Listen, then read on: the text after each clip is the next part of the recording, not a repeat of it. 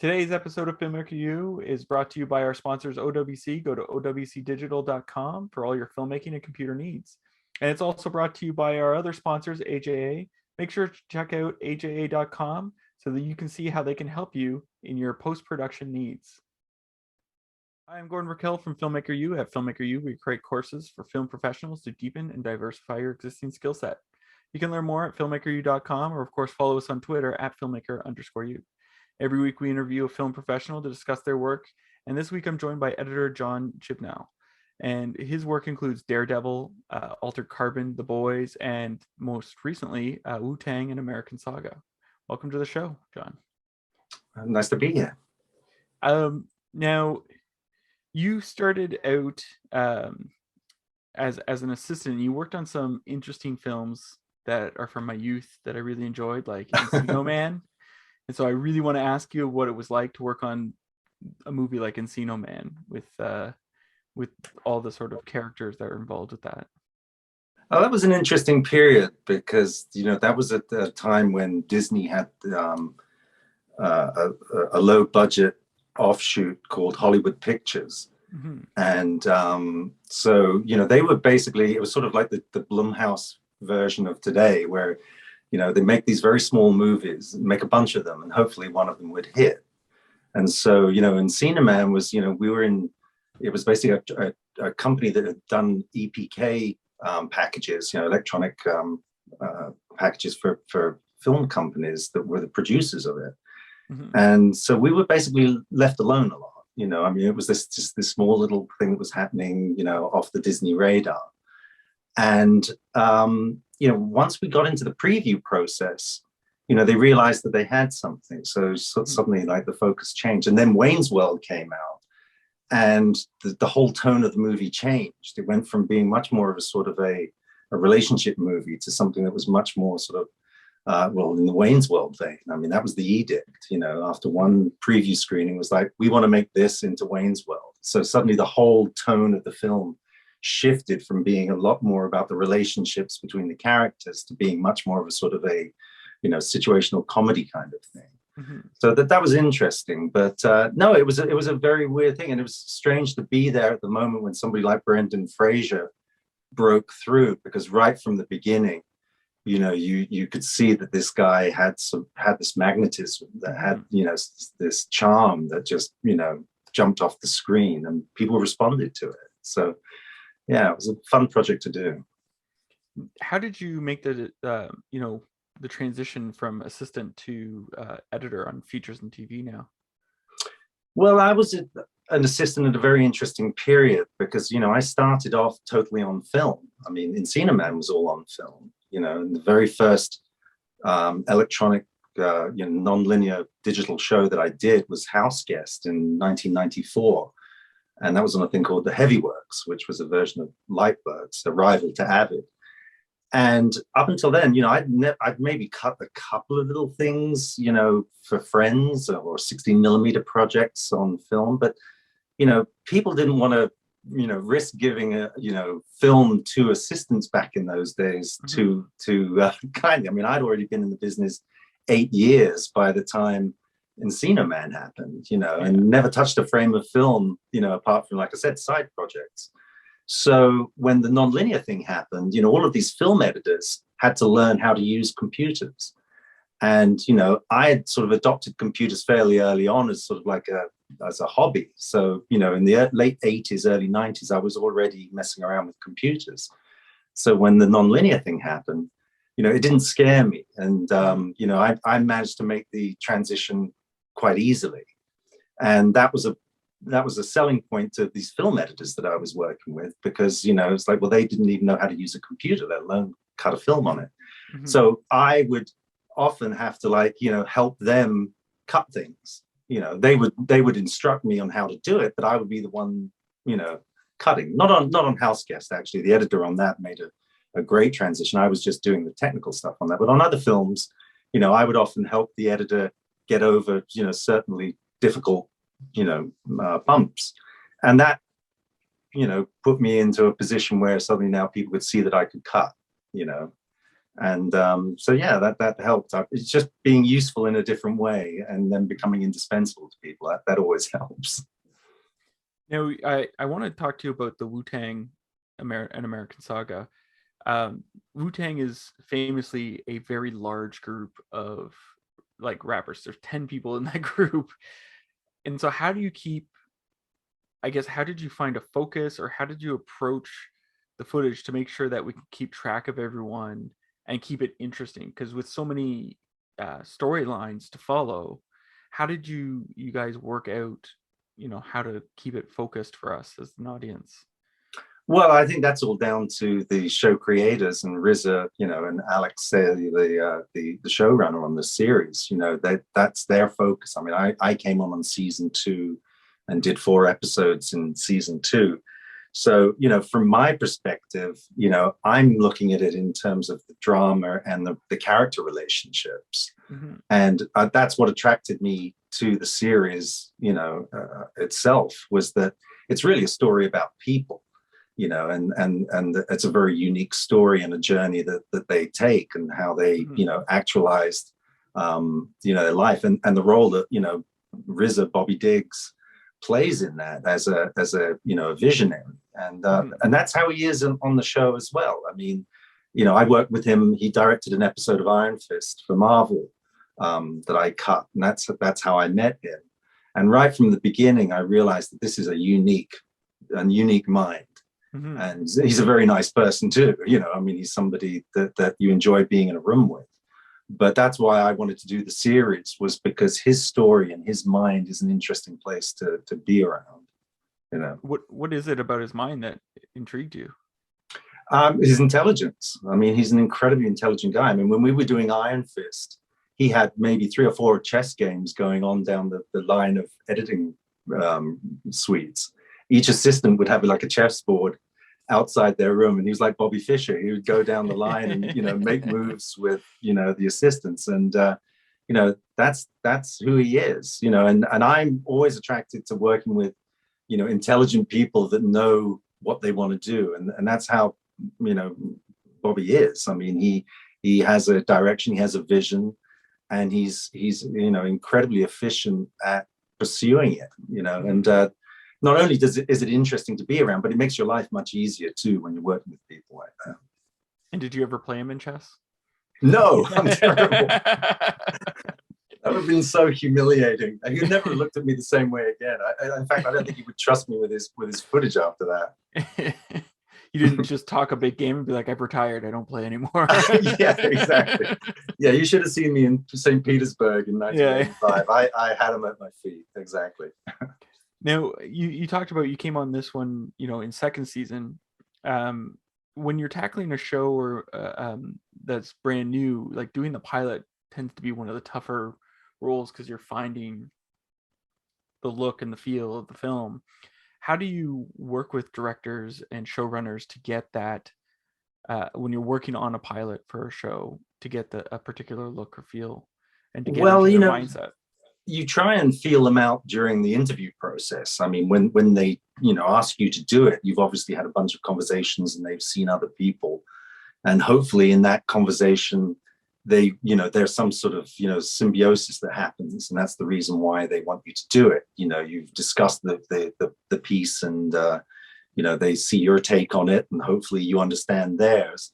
And then when you go to work, it's the execution of that shared perspective on it. But no, I mean, really, it's just a lot of it's a lot of work, and it's a lot of patience. And if you're going to do a pilot or even a feature film, it's the same process in a feature film. It's really important to have the personalities right. You've really got, it's a journey, and it's a difficult journey, and you really want to make sure that you're all on the same page as best as you can be, because it's going to be difficult. It's never easy, and hopefully everybody does it, works together in a kindly way, because it can get difficult sometimes. Now, you mentioned Iron Fist and what have you, and you got involved with the Marvel shows on Netflix. How did you get involved with those shows? I knew the VP of production at Marvel at that time for television, Kareem Zrake, back in the days when he was a producer with Jon Turteltaub on National Treasure. I worked on the first National Treasure with them. And Kareem and another producer, Dan Schatz, went off with Jon Turteltaub and started Junction 95 Productions, a television production company. And I worked with those guys on a series called Harper's Island, and did a bunch of those episodes. And, you know, we just stayed in touch over the years. And, you know, when Kareem went to work with Marvel, you know, he asked me to work on season 1 of Daredevil, you know, and that was probably the only superhero I really remember from a kid was Daredevil, because, you know, those were the only comics that I ever got to see. So, you know, I understood the character as I understood it, so I was interested to do it. So that was the connection. What were some of the challenges on taking on something like Daredevil, which was their first television show? What were some of the challenges that you guys faced? Well, obviously budget. I mean, I would say that's the biggest thing. I mean, you know, after the movies, and by that point, you know, this is 2015. Yeah. You know, we'd had several, you know, Marvel movies by that, a series of movies. So, you know, how do you match that? You know, what is it going to be that you know is going to stand up to those stories with that production value on a platform like Netflix? You know, that was the hardest thing, because, you know, basically each episode was shot in maybe, I don't know, 9-10 days at most. And if you think about, you know, the kinds of action sequences and choreography, you know, alone, you know, how long do the actors have to, you know, practice that and perform that, you know, and a fight sequence, you know, most of the fight sequences in all of those shows would probably be maybe a day and a half at most, with some second unit, you know, work going back and picking up stuff. So really short, compressed schedules, and very difficult for the actors themselves. I mean, you know, yes, you've got stunt guys and amazing stunt guys, you know, doing a lot of the work, but people like Charlie Cox, I mean, the amount of you know, stunts that he would do himself, I mean, the physicality of it was amazing. And a lot of the time you couldn't, you know, you'd be like, is that the stunt guy or is that actually Charlie, you know? So, you know, that was a real challenge, was trying to maintain, well, you know, give it an identity that people would accept, knowing, you know, that they've obviously been watching the movies, and that's something that they're inevitably going to compare it to. Interesting, because I think about, there's like one scene which I believe was an homage to Asian cinema, where he fights down the hallway, and just the choreography in that must have been. Yeah, well, that was more than just, you know. I mean, you know, they literally had rigs where they took the ceiling off, and you know, cameras on rigs that would move in certain ways or whatever. But yeah, that was unique. But in many ways, you know, that was a thing in of itself, in the fact that it's, you know, you're using Texas switches to, you know, swap between real actors and stuntmen. It's choreographed, it's planned. You know, that's a very different thing from an extended fight sequence with multiple combinations of punches and different stunts, and having to intercut not just your principal stuntmen, but also, you know, the stuntmen of the people that they're fighting. You know, I mean, I once did an Iron Fist fight where he's fighting 2 other guys. And, you know, if you think about it, that's 3 actors and then 3 stuntmen and various combinations of each. So the footage you're getting, you know, you're like, you've got two stuntmen versus an actor, or, you know, an actor and a stuntman versus somebody else. And so you're constantly having to figure out, well, who's real in here and who can I feature and who I can't, you know. And as difficult as it is for me to cut that, it's also as difficult for the production to keep track of, you know, well, what do we have? You know, do we have everything that we need when you're constantly subbing people in and out, you know? It's your game of chess. Yeah, exactly. One that sometimes didn't always work out, but, you know, we tried our best. How do you like to approach fight scenes in terms of keeping the audience oriented in understanding where they are? Because they've become so complex in the last 10-15 years. Well, it does, and obviously styles change and they come in and out of fashion. I mean, you know, you look at a fight sequence from the 1980s, and then you get to look like, Paul Greengrass Bourne movies, where it's like, it's very tight and fast and frenetic and in close-ups. And I think we're in that sort of post Paul Greengrass, era now, where it's like, okay, well, other things are acceptable now. But yeah, I mean, it's constantly, I mean, I worked with an editor once, and I asked him the question, well, how do you know when to cut, or what motivates your cutting? And he said, well, what does the audience need to see next? And it is in some ways that simple. I mean, sometimes you'll play with that, in that you will hold things back so that, you're playing with the audience a little bit, but it really is, well, what does the audience need to see? And sometimes, you need to drop back and give a sense of, geography, or make it clear who's where and what's happening. If there's parallel action involved, I mean, you've got to keep other characters alive. That it's all part of the process of going through it again and again and again, and constantly refining it and hopefully simplifying. I mean, that's the thing that I learned, from the editors that I learned from, was, just keep it simple as you can. Don't show off, don't try and, be clever, make it emotional, because, Hollywood narrative is the invisible art. You want to try and keep it as, as simple as you can, so that the audience isn't sitting there going, oh, I see that. Oh, I see what it, I don't want them looking at the editing. I want them feeling, what the story is about, Yeah. Or anticipating the story, in the sense, because I feel like that you can see that sometimes in shows where it's like, oh yeah, they're going to go here, do the, well, hopefully not too much of that. I mean, it's, it's like that to me is, as an audience myself, when you sit there and you start, excuse me, you start getting ahead of the plot. Yeah. And you start, now here's the page turn. Here we are going from Act 2 into Act 3. That's rather hackneyed and dull. You hopefully, you're keeping the audience, invested in a moment by moment reality, and you're manipulating them. I mean, let's face it, we're not making art movies. We are making, Hollywood narrative. Yeah. And hopefully, you're keeping the audience invested in the story and the storytelling. And that's the most important thing. It's like, what is the style of storytelling? And can we all agree on it? And when you're working on productions, that is the biggest debate that goes on during the process, is how are we telling this story? What is the experience of it? And as the editor, you try to be sort of the custodian of that as best you can. But, it's difficult, especially, nowadays, with so many, different entities and different formats and platforms.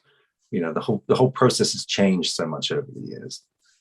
Is there a particular scene or moment that you cut for a Marvel show that you are really proud of, that you like would love to put on your demo reel?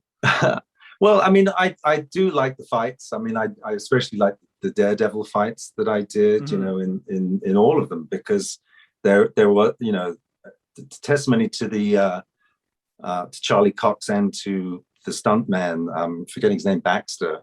There is a beauty to the movement, and that's part of why I always liked Daredevil as a kid. Those panels, those images of how he moved and how he fought. It was always exciting. So I'm proud of all of the fights in the Daredevil episodes, especially. But really, I think some of the quieter scenes in Daredevil, of just Charlie, the conversational scenes. There's a scene in, I think it's maybe in the first episode, where he talks to Karen and she's asking him, he takes her back to his apartment and she's asking him what it's like to be blind and what does he see.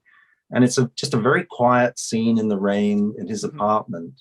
And it's, I think it's a beautiful scene and beautifully acted. And it took a lot of work, because it's about these two characters, feeling each other out. And one of them's blind. And how does he emote? How does he express that?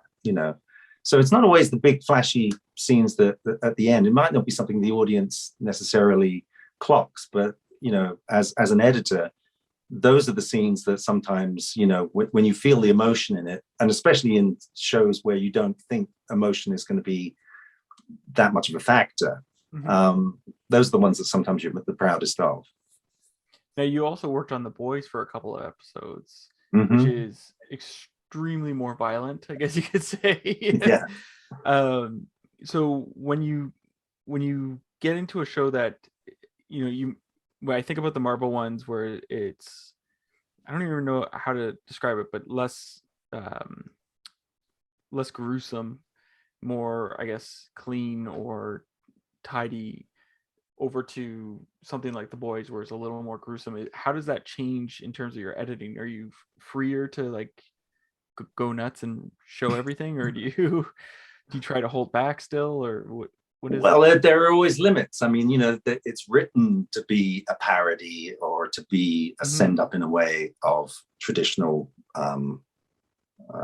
comic book heroes. I mean, you know, I remember, you know, the showrunner Eric Kripke saying, you know, I mean, even though they hired me because I'd worked on the Marvel shows, you know, he's like, you know, we don't want any of that Marvel shit over here. You know, this is a whole different game, you know. So, you know, they're constructing it and they're writing it to be that. But you still get to those moments where it's like, you know, well, how much whale guts can you really take? You know, I mean, it's like, you know, okay, we get the point. You know, I know the exact scene you're talking about. Yeah, so. Right. You know, it's like, well, okay, yeah, I think they get, you know, but no, I mean, that is the fun thing about it, is when you can parody something that doesn't already have an existing, you know, it's like working on Hot Shots, you know, I mean, you know, working on a parody movie of other movies, it's fun to do that, you know, but you're telling a joke basically, and it's a question of, well, when do we get the joke? How do we construct it, and where's the payoff? Okay. Now I have one last question for you. We've been stuck in the pandemic for going on, well, we're about to enter our third year for it, but and depending on where you are in the world, you might be in quarantine or you might have tighter lockdown situations. And in that time, people have turned to streaming services for entertainment. Is there a show or a movie you discovered in the last year that you think people should check out? Yeah, definitely. I would say anything by Stephen Conrad, you know, Patriot, Perpetual Grace Limited. What's the one with the puppets? I'm forgetting. Something sure. The Smiths, something Smiths. I forget the name of it. It's on Amazon. But Stephen Conrad to me is a unique writer and producer, and I've everything he's done. It's like, I think it's amazing. I mean, I think the guy's incredible, and his shows are unique and funny, and yeah, I would definitely recommend those. Well, thank you so much for letting me interview you today. You're welcome. Nice to meet you. And that's it for this week. Make sure to check us out at filmmakeru.com, and of course follow us on Twitter at filmmaker_u. I'm your host, Gordon Bacall. Thanks for watching. Today's episode of Filmmaker U is brought to you by our sponsors OWC. Go to owcdigital.com for all your filmmaking and computer needs. And it's also brought to you by our other sponsors, AJA. Make sure to check out aja.com so that you can see how they can help you in your post-production needs.